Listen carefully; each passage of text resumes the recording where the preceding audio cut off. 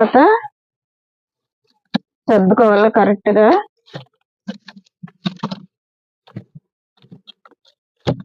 మన భూమిలో పండినట్టు పండుతాయండి. ఇలాగా ఫ్రిడ్జ్లో లోతుకుంటది కాబట్టి ఫ్రిడ్జ్లు దొరికితే వదిలేయకూడదండి, తీసుకోవాలి. ఇప్పుడు ఆకులు వేస్తున్నాను చూడండి, ఎండాకులు. ఈ వేపాకులు అండి, చెట్టు కింద తెచ్చారు. ఇలా ప్లాస్టిక్ కవర్లు ఉంటే తీసేయాలండి, ప్లాస్టిక్ ఉండకూడదు. మన మొక్కలు సరిగ్గా రావు ప్లాస్టిక్ వల్ల. ఇలా సర్దుకోవాలండి.